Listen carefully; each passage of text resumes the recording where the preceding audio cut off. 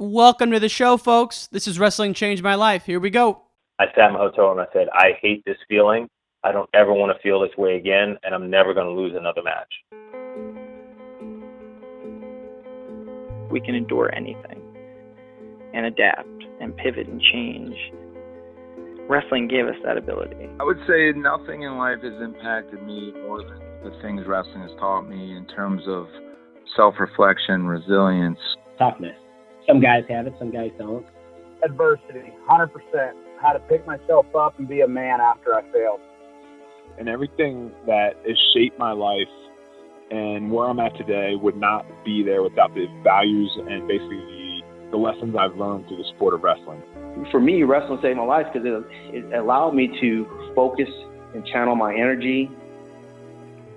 We're fortunate you wrestled, because if you wrestled, natural talent helps, but it's 5% of the ingredient. It pales in comparison to heart and technique and effort.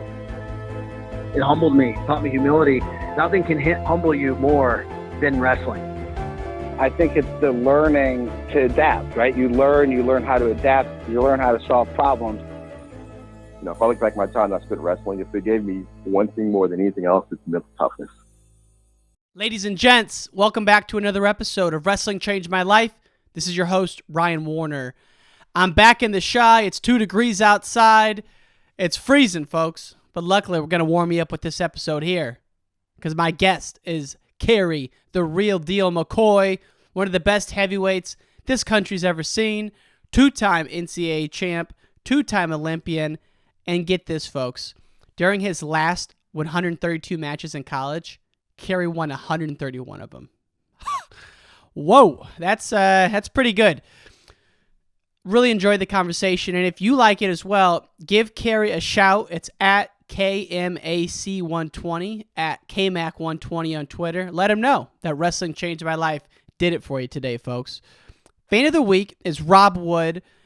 That's Rob Tyler 11 on the gram. Thank you for tuning in, Rob. Greatly appreciate it, brother. Last but not least, it's going to be an exciting couple of weeks, folks. The Dan Gables documentary is finally done. I'm doing some final edits and polishing now, but it is done, and it will go live next Monday. It's probably the most exciting thing I've ever worked on, and so I'm really excited to get it out to you guys. That'll be going live next Monday on the same channel that you're getting this podcast here. Last but not least is our merchandise, our store, our apparel, our shop. That's going to be up and live hopefully by the end of this week. We did a soft release yesterday. Wanted to see what some folks thought, and making some stylistic changes now, adding some more gear, but that will be live, and all sales, all proceeds go to support this fine podcast that you're listening to here. Okay, enough of the jibber-jabber, enough of the talk. Let's get to it. Let's give it up for Kerry, the real McCoy. Peace! What was the turning point for you from just going to practice in 7th grade to being one of the elite talents coming out of high school? Well, I don't. It's actually kind of interesting because I fell in love with the sport day one, and you know, when I tell the story, people are like, "What?" It literally, and again, going back, I had no concept what wrestling was. It wasn't, and no one in my family had wrestled. You know, I had a few friends that wrestled, but you know, there was no connection to the sport. So when I thought of wrestling, I thought of Hulk Hogan and Andre the Giant. That's literally what I thought wrestling was. So when we had the opportunity to sign up for sports, so wrestling was in the winter, track was in the spring. You know, I had some of my buddies, one of my friends that I'd known from kindergarten, his name was Mike Holmes. He was in kid wrestling. You know, he started when he was 5. And he said, "Why don't you come out for wrestling?" So that was my introduction to the sport, and I had no prior knowledge. And I think that was really important for me because there was no one around me that could influence me. So it was something that I did because I truly wanted to do it, even though I had no idea what I was doing. So the first day I show up for practice, and, you know, every wrestling practice start off, you go running. And I say that, you know, so I was confused because I thought it was going to be WWF wrestling. And then, you know, coach tells us to start running, and I'm like, okay, track practice. I thought track started in the spring, but And I joked to you, I said, maybe it was the fact that we were at the middle school, running through the middle school, you're not allowed to run in school. Maybe because I was running through the school and, you're not allowed to do that, it was just something, maybe I felt like I was being a rebel or something. But in that first 30 minutes while we were running, I said, this is something that I'm going to do for a long time, and I'm going to try to be the best that I can be at it. So I made up my mind that first day of first practice that, this is it, and I fell in love with it. And so when I tell people that story, they say, oh, you must have been pretty good. And I wasn't good at all. I mean, I might exaggerate a little bit, but I say I was probably the worst person to ever start wrestling, that ever started wrestling. So, and again, I had no idea, no clue what it was supposed to be about. When I walked in and I saw these mats on the floor, I thought gymnastics, not, wrestling. So I was a complete open book. I was a complete sponge. I was just there to try to get as much of this as I can because I don't know why, but I just fell in love with it. So, but were you like an obsessive person before that? Like when in middle school and elementary school, did you obsess over things, or was this the first thing that you really had a love for? Not really. So I started playing the cello when I was in 4th grade, and it was something I enjoyed doing, but I enjoyed it, but it wasn't one of those things that I was, I go to orchestra practice twice a week and I practice at home, but it was just something that I did to pass time and I enjoyed doing. So, I think it was that type, if I enjoyed doing something, I did it, but the way that wrestling grabbed me, I can't even put into words because it wasn't anything like that before, with the exception of how I felt about basketball. That's the way, I love basketball. I enjoyed playing. I wanted to do it all the time. But it was different in wrestling is because, basketball, I kind of knew what I was doing. I had some idea. There were a lot of people. It was, everyone knew what basketball was. They were around. So for wrestling, I was the only one in my immediate circle, and obviously that circle grew pretty quickly once I started to go to practice and meet people and all. But yeah, it was. I don't know. It's just really weird because it was the first thing that really grabbed me like that. I was passionate about a lot of things. I enjoyed a lot of things, but nothing the way that wrestling grabbed me. And like I said, that's what I come back to. Since I had no connection to it and I wasn't very good at it, I think that internal drive in me to improve and get better really came out to a higher level because I did not want to be terrible forever. I wanted to be better because it's something I enjoy doing and I wanted to get better at it. So that's a little bit of the foundation, and it's really crazy because again, I wasn't good. I mean, my first year, and we're talking junior high wrestling, 7th grade. It's not major marquee, the best of the best. It's just junior high wrestling. I mean, obviously we're competitive, but it wasn't. And I didn't get one competitive match my first year. I was not, obviously I wasn't the starter. And, we had a pretty competitive team. Our high school team was one of the best teams in the state, so our guys were good. But again, it's still junior high. I mean, you think about it, you think of junior high sports, everybody gets a chance to play. Everyone gets a chance to get some kind of, and I didn't have one match. I remember the one time I had an opportunity, the guy that was in front of me was sick, so I was going to get a chance to wrestle. I was all excited as the week went on, watching my weight and getting ready to compete. And I showed up for weigh-ins. I got on the scale, and I was all excited. I'm going to finally get a chance to compete for the team. And the other team didn't have anybody. They had a forfeit. Man. So I didn't get one competitive match during the regular season my first year, but I came to practice every day, and I wanted to get better. So the thing I talk about is my number one goal, and I keep this with me today, is just to get better. I didn't set out to be a state champ. I didn't set out to be a national champ. I didn't set out to do well. I just wanted to get better every day. So, and that's a relative term, but I knew when I went to practice, I'm going to learn something. I'm going to get better at something. I'm going to improve something. I'm going to work as hard as I can. And so when I leave practice, I know that I got better. And that just was a foundation that I established from the day one. And I've carried it on. So, yeah, but it's very interesting because I wasn't very good. And over the years, I started to improve just because, it was year-round.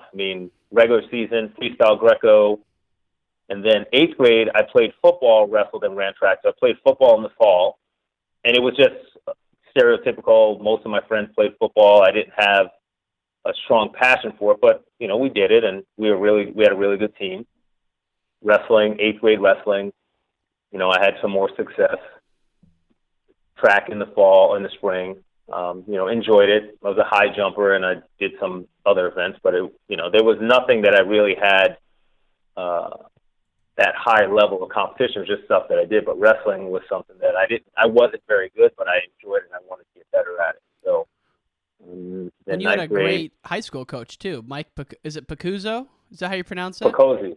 Yeah, Mike Picozzi. So yeah, he was. Talk about him. He was a couple-time All-American from Iowa State. Wrestled at one of the legendary high schools on Long Island, Huntington High School, for Hall of Fame coach Lou Gianni. I mean, it was awesome to have him. And then we had some other. I mean, we just had great coaches around. All of our junior high coaches, the varsity coaches, JV coaches, Picozzi, Paul and Franco, Ethan Pristy. I mean, those are the main guys. But there were all other people that came through in and out. A guy named Vinny Altabrando when we were in high school, Tony Peraza when we were in middle school, Jim Matias. I mean, there's just so many guys that we had great coaches around us. And the thing that I really believe that made it so much more enjoyable is that there was a separation for ages and, for skill, but it was still, we were all, so the junior high kids were working the same technique that the high school kids and the JV and the varsity. It was, high crotches, head outside singles, head inside singles, cross face cradles. I mean, it was a system. So when you went from 7th to 8th to 10th to 12th, all the years, you still had the same system in place. Mm-hmm. And it was just fine tuning it and being around better partners, better coaches that, would help to advance. So it wasn't like when you were in junior high school, you're working on, moves that are just fundamental body movements and body awareness. And then you go to the next level, then you got high technical, and you go to the next level. It was conditioning based. It was the same system all around. And so when you were in 7th grade, the same stuff that you learned in 7th grade was the same stuff you're doing when you're in varsity. So it was really a foundation of reinforcement at such a high level when we were growing up. So I think that's really one of the biggest things that helped us to get better because, I drilled a high crotch, 10,000 times a year because that's what was in practice. We'd repetition drill. And then when I go in the spring and summer, if I go to a camp or a competition or a clinic where I'd be exposed to something else, I would learn a different technique. And then I got the foundation of drilling it 1,000 times when I went back to my home gym. So that was the biggest thing with our coaches, of being able to really pound in the repetition and make us understand. The other thing too that I think was very unique with our program is we learned everything on both sides. So we'd shoot a high crotch to the right leg, high crotch to the left leg, single leg to the right, single leg. So and obviously your favorite one over the other, but when I got to the next level, high school, college, I can attack both sides. And that was something, I can lead right leg lead a left leg lead. And that was something that I thought was pretty interesting because I didn't see a whole lot of people. And now when you, at the highest levels, you see most of the people that are wrestling there, solid one leg lead, and they attack the same, single one leg, high crotch the other leg. But we were taught all of our techniques to go both sides, top, bottom, neutral. We did it from both sides of the body, and then you just kind of, whatever worked best for you, you clamp onto. So that was another unique thing that our coaches did that I thought was really, really important in my development.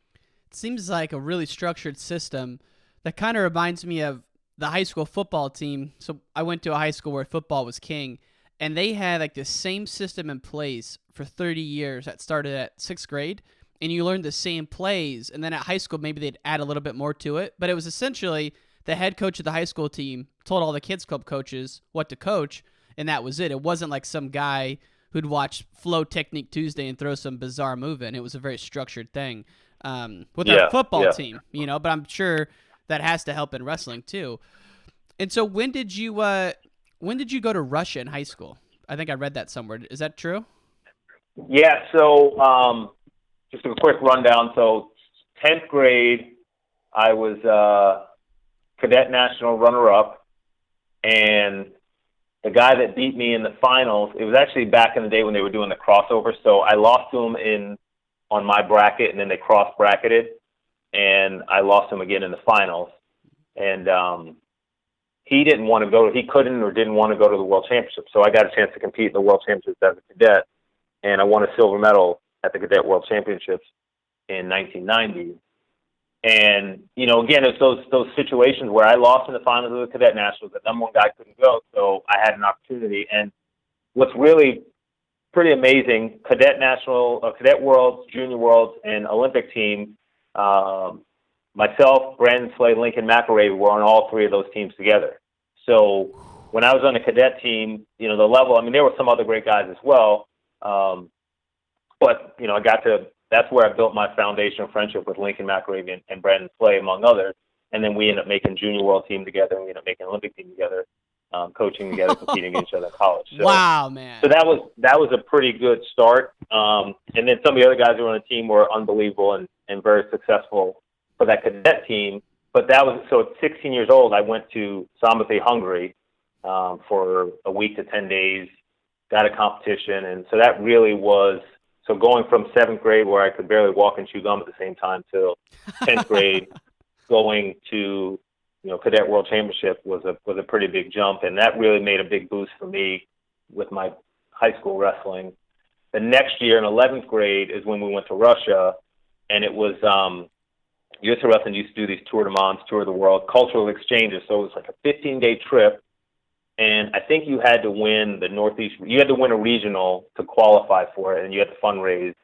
And so we went to Krasnoyarsk for 12 days, and we stayed with Russian host families. Mm-hmm. And so we'd stay with the host family, and then we'd meet to train, stay with the host family. Some of the host families would interact, and we'd get to see each other, but generally it was, you were with this host family for overnight, and then on the end of the week, we go and compete.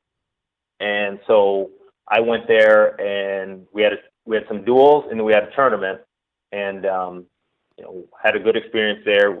Did well with the duels, did well with the tournament, and then the last 3 days we were in Moscow, and so we got to go visit the Kremlin, and, you know, not in it, but went to see that. So it was a pretty cool experience. And then, ironically, it's one of those things that, you know, we see a lot of political talk with wrestling. So we were on a flight back, and I think we literally left a day or two before. I don't know, you have to go back in history books, but when there was a coup, because it was the Soviet Union, and when the start of the breakup of the Soviet Union, there was that big coup that happened, and we were on the last plane out of Russia right before that whole thing happened. So I think there was a soccer team that we had passed in the airport, a youth soccer team that was going on a foreign exchange, and I think they got stuck over there for a couple of weeks because of, you know, all the unrest. So we had just made it out after that experience. So it was you know, one of those things that was, you know, write it up, history. You know, you look back on those things and say, wow. Man, what was it like living with the host family who probably didn't speak any English? What'd you guys do? Yeah, and actually, I was with a guy. There were two or three families in the same neighborhood, so we got to see a couple of them. But yeah, didn't speak a whole lot of English, and it was just, you kind of get home, and I think I had a book or something, and hang out socially with the other families a little bit, and you go back and go to bed and get up and go and train. So it was really an interesting experience because, you know, at 16, 17 years old, you know, not many people are used to being away from, you know, their family, let alone, you know, being in a foreign country with strangers. But it was pretty cool though when you got to it to realize that the families that we're with, they were that willing to open up their homes and take in people they didn't know and take care of us and treat us well. So right. And then we got to do some fun stuff. We did a wild water rafting trip one day, and you know, went down, did some shopping and sightseeing. So yeah, it was pretty cool. But like I said, the idea of being in a foreign country with people you don't know was definitely unique. I bet. And then you get to college, so you're pretty dominant in high school, making world teams, cadet runner-up. You get to college, and from what I've heard, it was a tough year, right? I mean, transferring to a Big Ten schedule. But you had this moment when you were at the national duels your freshman year, and you might have been up like 4-0, and then the guy came back to win. and maybe it took a while to set in, but it seems like that was kind of a turning point for your year. And obviously you'd go on to put together an unbelievable string of victories. But if you remember what I'm talking about, could you just elaborate on that? And if not, like what'd you learn from that freshman year that you kind of use going forward throughout the rest of your career? Yeah. So, that match,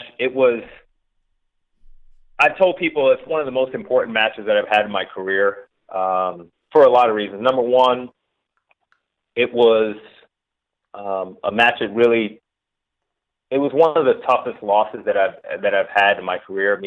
I lost in the state finals my junior year. Again, lost in the Cadet World Championship final. So those, I've had some tough losses, but that match to be, really in a good position, up 4-0, wrestling, at the national duels, the team titles, not necessarily on the line, but my match is a contributing factor for the team title. We had a comfortable lead in the match, so and just at Nebraska, wrestling guy from Nebraska, and so I go out there and I feel like I wrestled a pretty good match. I got out of a couple of positions, took advantage of a couple of positions, so it was a good match. And then to go and to lose the way that I lost in the last 10 seconds, and there's that balance, because it would have been easy just to kind of chill and sit back and hold position, but I was still attacking and still trying to score to keep the pace up. So recognize that risk and reward, and I attacked and got caught in a position that I shouldn't have got caught, but he was pretty good at it. And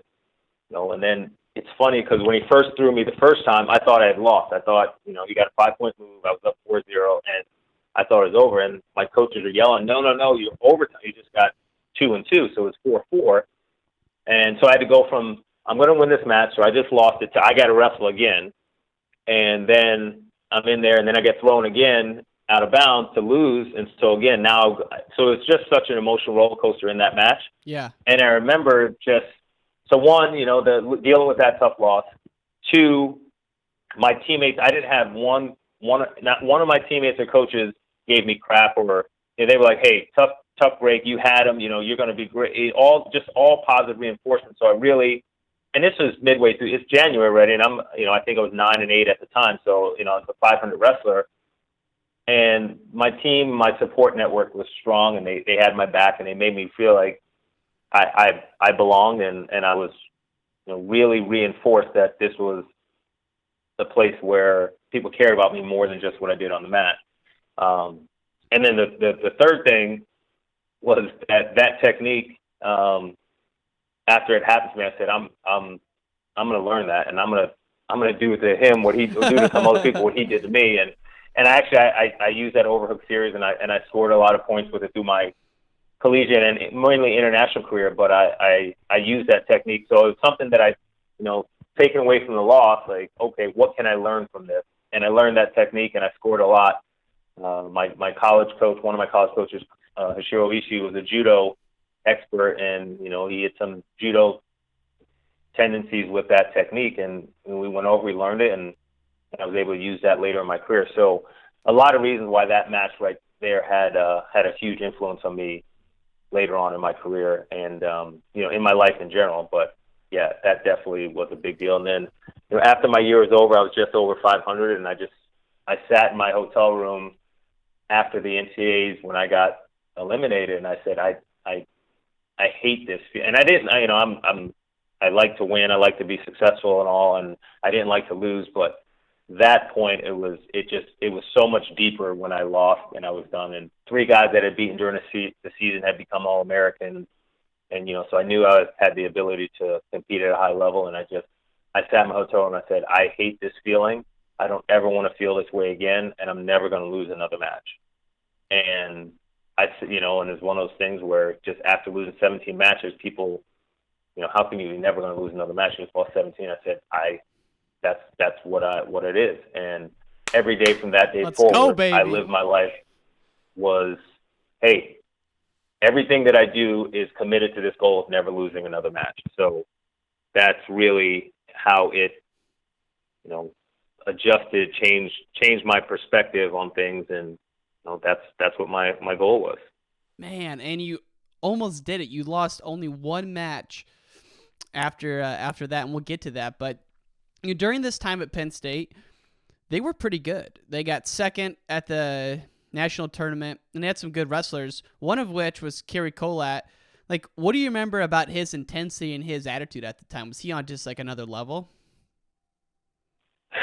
So it's really interesting, and you hear this in a lot of different ways. You know, if you want to be successful, surround yourself with successful people. You know, it was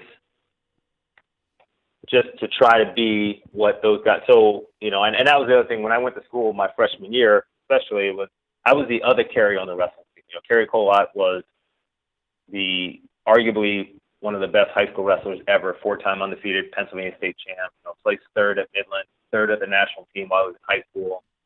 So this is a guy that I came in, and it's like he was the number one kid in the country, and he was on, you know, I was on the team with him. So when I got there, I said, okay, he's one of the best to do it. Whenever he does something, I'm going to try and be there and try and do it. You know, so if I heard he was going to work out, I would go to work out. If I heard he was doing a training session, I would try to be there. And I found really quickly that I could not physically even come close to the things he was doing. So I would go in there, and him and Sanshiro Abe and John and Russ Hughes would have this crazy workout set up. And I'm like, hey, what are you guys doing? They would tell me, and I would say, all right, I'm going to be over here, and I'm going to shadow wrestle, and I'm going to ride the bike because, you know, there's no way that I can do. So I was in there a lot of times when they were in there, and I was doing something, but the level that those guys were training at, I physically, emotionally, I don't know, but like, what was it? What were they doing? It just, I remember one time we went in and Carrie said, okay, here's the workout. We're going to go 5 5-minute goes, 4 4-minute goes, 3 3-minute goes, 2 2-minute goes, 1 1-minute go, and then we're going to go 30-second overtime. Woo. And I was like, wait, 5 5, that's 25 minutes, and then 4 4 is another 16, and I'm like, you guys are going to wrestle live for like 8 hours. And you know, and the thing is, if you know, it wasn't, okay, we're going to kind of hand fight. And I mean, it was high intensity wrestling for a 5-minute go, take a short break, 5-minute go, take a short break. And I, you know, I was like, okay, you know, I'll go in, and after the first 5-minute go, I'm trying to stay and, you know, barely stand up. Second one, then I'm like, I can't. So things like that, or they would say, okay, we're going to run the golf course, which is probably about a 5 or 6 mile run.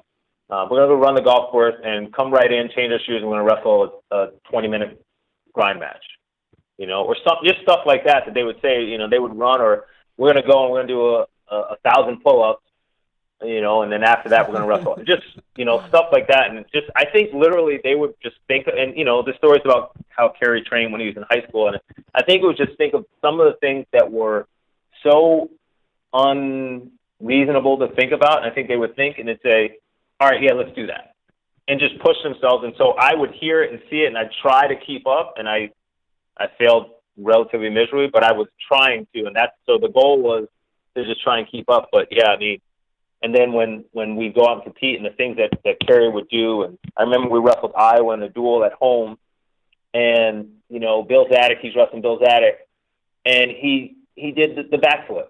You know, and you hear stories about him doing it in high school, you know, doing a backflip when a guy's got a single and taking a guy down. You know, so I'm thinking and then I think he caught him with a flying cement job to pin him.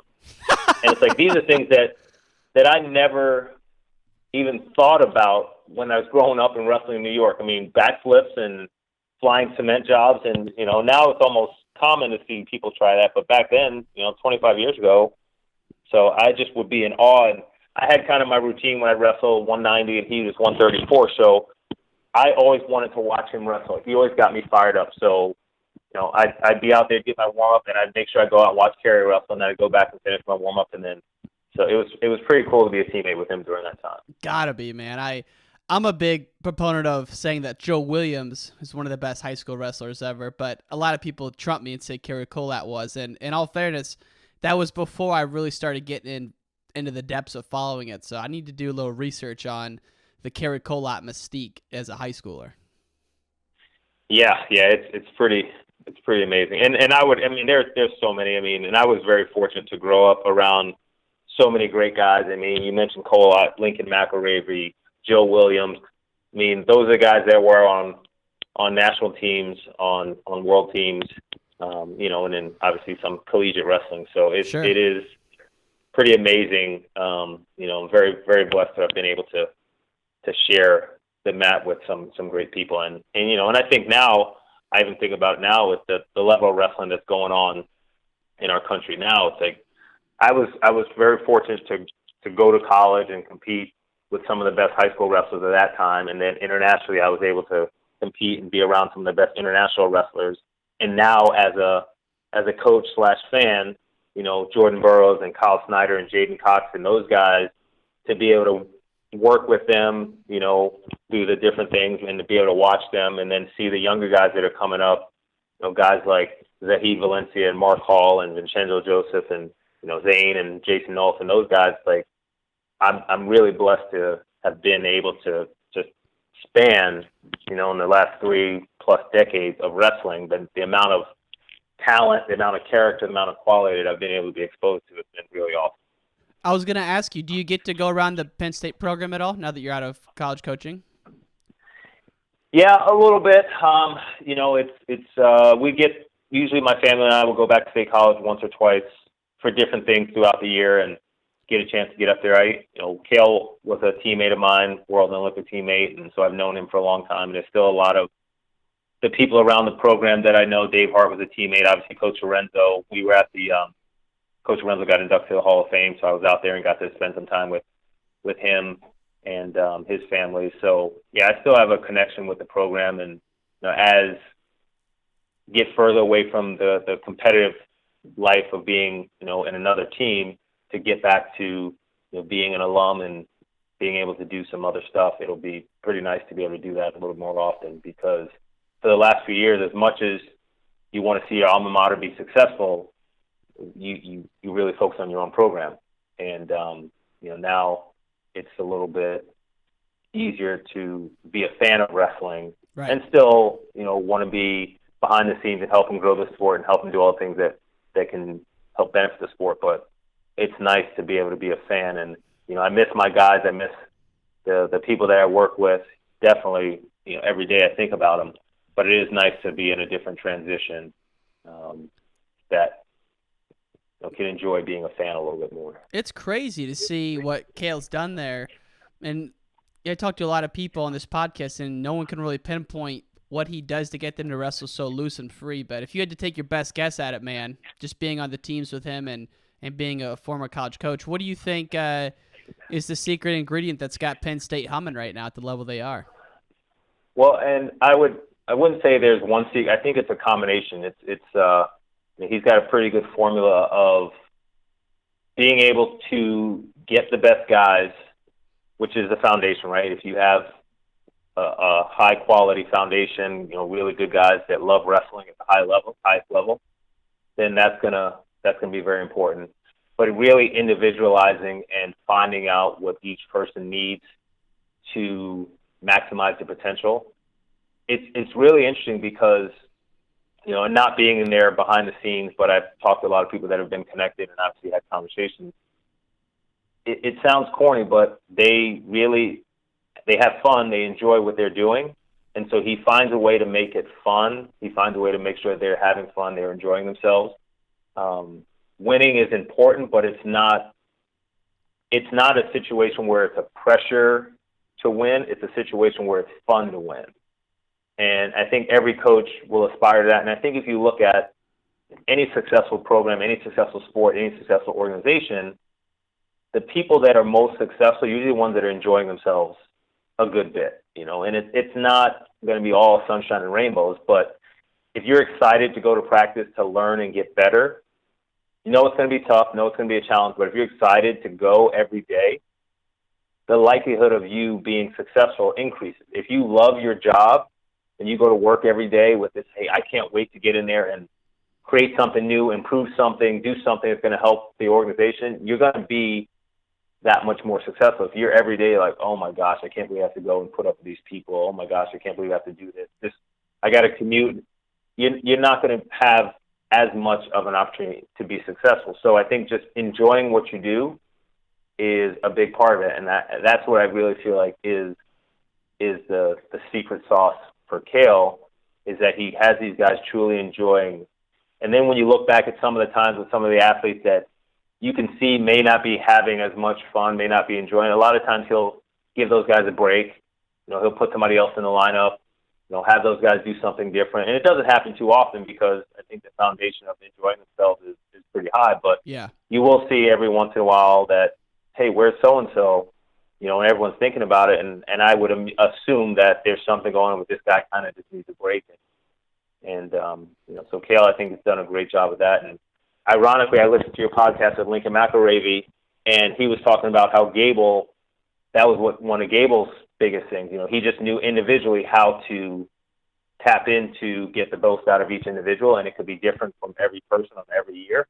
And so I think that mentality is a lot of coaches have it, and it's just who can maximize it. Right. And Coale's doing a pretty good job.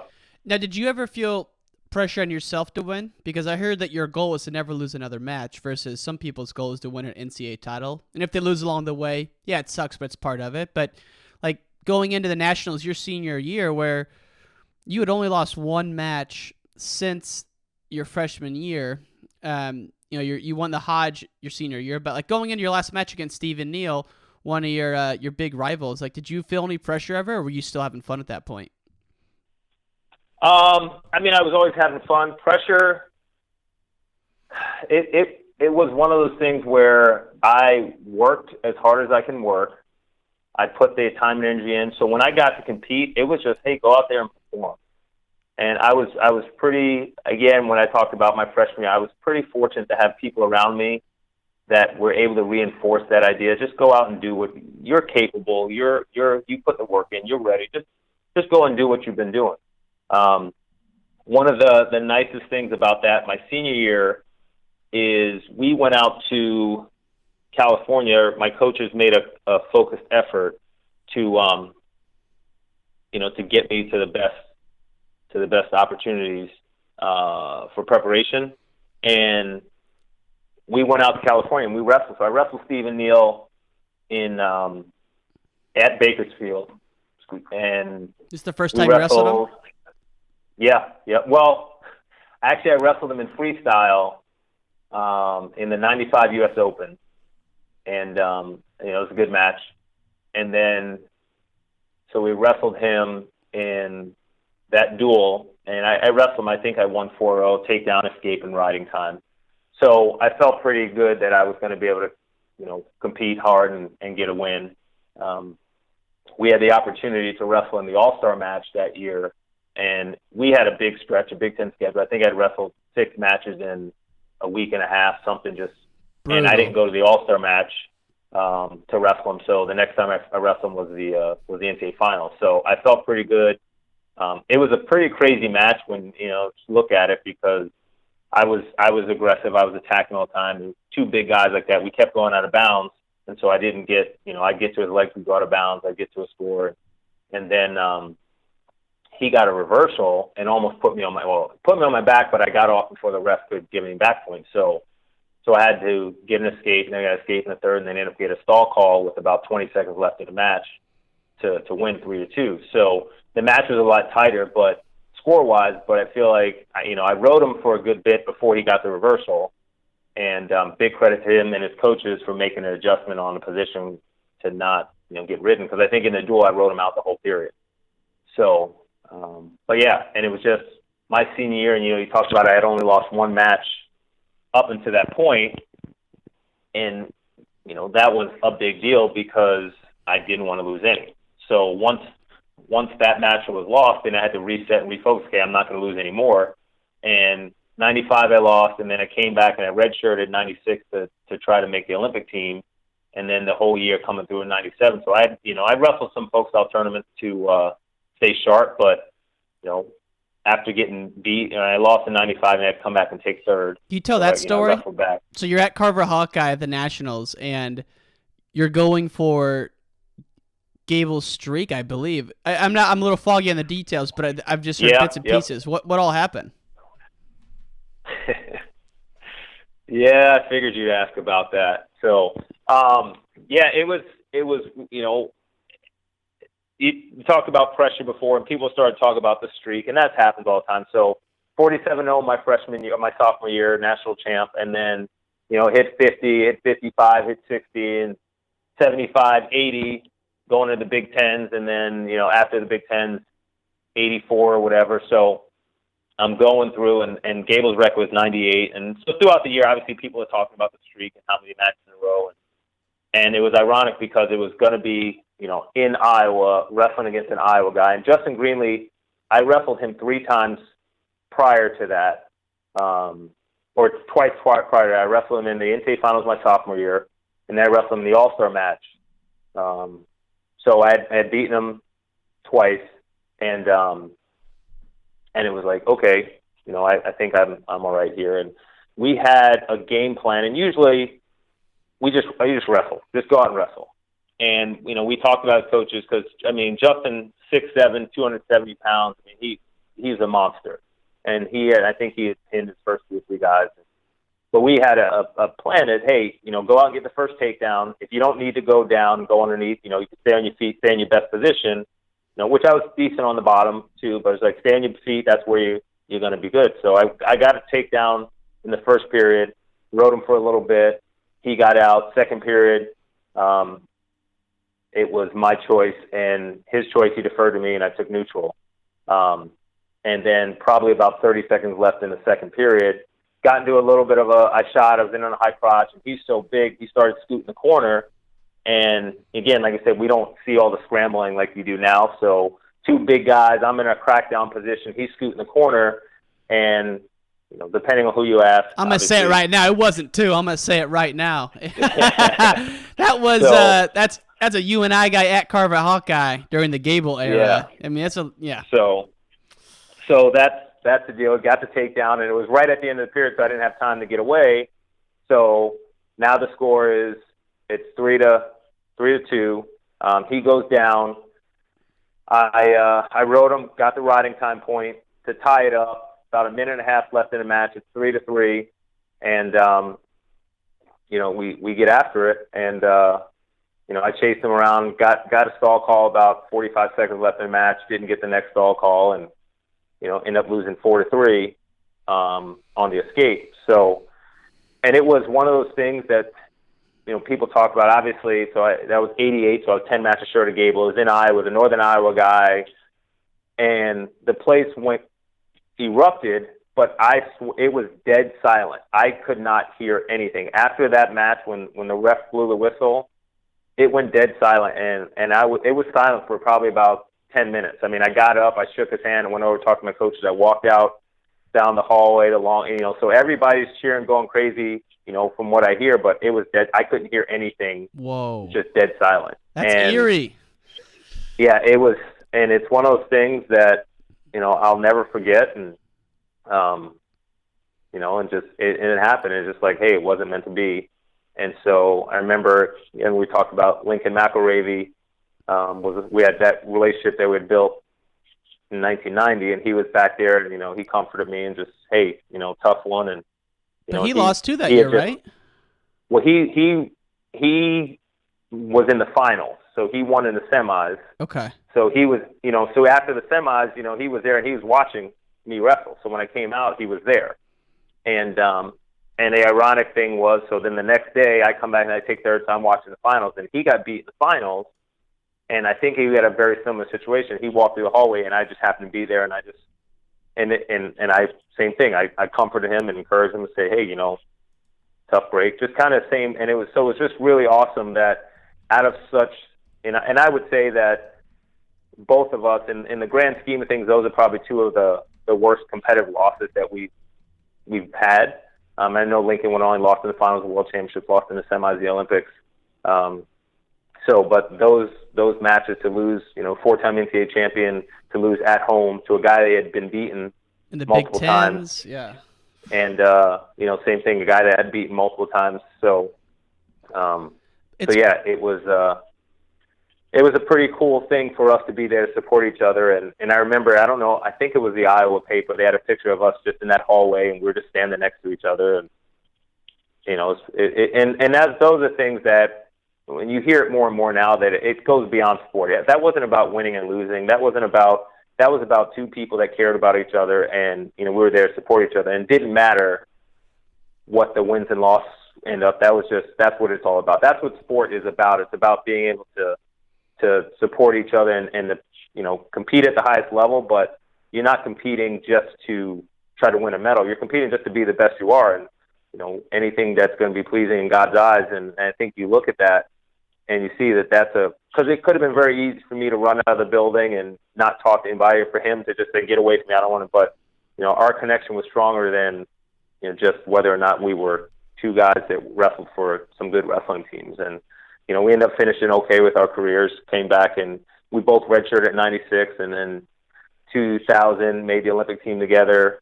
We both won the national championship in 97. So, things worked out okay. Definitely. And I was going to say, let's just wind down with that. So when you made the Olympic team in 2000,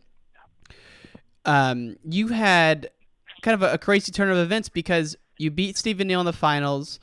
Then you get fourth at the World Team Trials in 97. Then you make the World Team. You go to the World Championships in Iran. Something funky happens. You won. They overturned the match. Like, it's just such scandalous behavior. I can't. And then Carrie Coale, your former teammate, same kind of thing happened. But then in 98, Stephen Neal, he makes the World Team and then wins the World Championship. Or was that 99 when that happened? No, that was 99. So now you're thinking, shit, I was just, in 97, I was in Iran, the House of Wrestling, supposed to be in the World Finals. I got screwed, and then my competitor, he makes the World Team in 99, he's the World Champ. So now going into 2000, you got a defending World Champ at your weight. Like, where were you at mentally going into that? Yeah, it was, like you said, it's definitely a roller coaster. And you know what? It's really interesting because a lot of people talk about that 98, and it hurt. It hurt, no doubt, no question. I'd wrestled a Cuban probably 7 times, and the only 2 times I lost to him, well, I won that match, they took it away, and then I lost him in the bronze medal match in 2001. So what I beat him happened in Cuba. When they took it away? Yeah, you won. The match was over, right? Like, how long after did they come and tell you? I was back in the hotel getting ready for the finals, just hanging out in the room, and then Bruce Burnett, who was the national team coach, he comes in, and he walks in, opens the door, and he just drops his head. And I was like, what's up? And he said, they overturned the match. I said, what? What did they? So what happened was in the match, I stood up. I had an ankle lace. I was up 1-0. I had an ankle lace on him. I stood up with it because, he's had big, heavy hips. And as I went, I back arched from my feet to turn him. And so when I back arched, we went out of bounds, and I turned him out of bounds. They gave no points because we went out of bounds. So, and then I ended up winning 1-0. Well, when they went back and they rescored the match, they said that he caused me, he reached down, he grabbed my foot, and he kicked me. When I had the ankle lace, he kicked me to my back, and they gave him 3 points. So that's how they overturned it.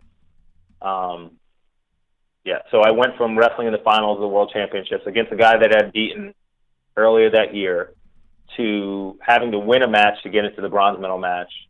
And I won the match. I think I wrestled Turkey in the Conti semis, and then the Conti semis, and then for bronze I had to wrestle the Russian, who I'd beaten earlier in the tournament, and I lost to him for the bronze. So that was the whole deal. But then, people are like, well, how'd you deal with it? And I said, well, that was my first world team, and I just believed that I was gonna be rolling. I'm gonna make a bunch of world teams. My goal was to make the Olympic team, so 97, 98. 99, 2000, and from there it would be over. So I didn't get a chance to win in 98, but I felt like, okay, I'll be back next year. Right. And, ultimate goal is 2000. So then in 98, that whole situation. And then, Stephen Neal, senior in college, I'd beaten him. The previous years I'd beaten him. So the funny thing with Stephen, we wrestled, the first 8 times we wrestled, I won 3 out of, we were 4-4, but I won the first 3, and then he won the next couple, and then I won the next couple. So we were, we went back and forth. So I won the first 3, then he beat me, and then he beat me, then I beat him, then he beat me, and then the next ones, and I beat him in 2000, 3 matches to none. And in 2001, it was 2 matches to 1. So we went back and forth. But yeah, when he beat me in 90, he actually beat me in 98 at the U.S. Open, but then he didn't go to the World Team Trials Holly Thompson was the U.S. Open champion. He went to a tournament and tore his ACL. So at the World Team Trials, those two guys weren't in the event, and then I made that World Team and went on. So Stephen had, he had beat me in 98, and he beat me at 99 in the U.S. Open. Oh, wow. So that's all going into it, too. Wow. Yeah. And then in 99 at the World Team Trials, we went 2 matches to 1. So I won in 95. I beat him in the U.S. Open. 97, I beat him in a duel. 97, I beat him in the NCAA finals. 98, he beat me in the U.S. Open semis. 99, he beat me at the U.S. Open, and then at the trials we split 2-1. So that was our run up into 2000. And then in 2000, and he's talked about it. He was a world champ, and he was back in Bakersfield, and he adjusted some of his training, and I made the commitment. I moved out to Colorado Springs as a part-time resident, and that was really the biggest thing. So I knew I was ready to go out there and compete because I was around Kevin Jackson, Bruce Burnett were the coaches. Kevin was a resident coach, Bruce the national team coach. My training partners that are out in Colorado Springs were great, and I just adjusted my lifting program. So similar to what I did after my freshman year in college, I had to make some adjustments, and going out there and being uncomfortable was the adjustment. I could stay home in my comfortable surroundings and but I knew I had to get out there, and I would go and I would train at the training center, and I would go down when I was coaching at Penn State. So when I go down to Lehigh, Greg Strobel was a national team coach. He was a New York AT coach. So I go down to Lehigh and train, and Johnny Curtis and Joel Sherritt was some of the guys that I would train with that were competing at the weight class below me, and Dominic Black was at the training center. And so I had great partners around me from 99, 2000. Joe Bastardi was my strength coach back in State College. So we had a really good lifting program. So I got, bigger, stronger, faster. And, so it's just another thing of no stone unturned. And that's what it is. So that's what I pulled into 2000. And what it came down to, ironically, in 2000 to make the Olympic team, one of the scoring moves was a 3-point overhook, throw that Oganeson hit me when I was a freshman. Ooh, so full circle, baby. I used that technique to make the Olympic team, and I got pretty good with my turns in 2000. I got some good ankle laces, and so it was a battle. Did you wrestle him at the U.S. Open that year, leading up to the Olympic trials in 2000? Yeah, so we wrestled. I beat him. I think I beat him 3-1 or 3-2 in the U.S. Open finals. Okay. And then at the Olympic trials, so the national champ sits out. He won the mini tournament. We wrestled, and I think I won the first match 3-1, and then I won the second match 6-2 or something like that. So. And boom, you're an Olympian, man. That's an amazing story because it's only like, I don't know, call it 10 years before that, you had just started wrestling. And then next thing you know, you're on the Olympic team. And you were a 9-time world team member. You'd make it again in 2004. But, man, it's cool to hear that story and how it kind of all came full circle. And then he went on to play for the Patriots. And then another one of your guys, Kurt Angle, he went on to go WWE. Did you ever think about doing pro football or WWF, WWE?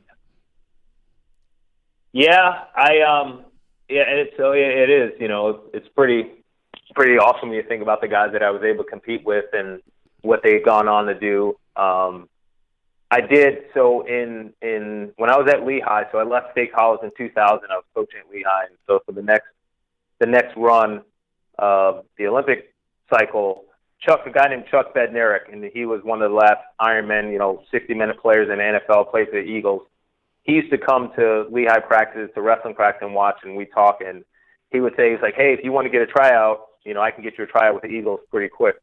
And I would say, well, I was still, at that point, I decided I was going to continue to compete wrestling, so it was like, well, I'm going to compete.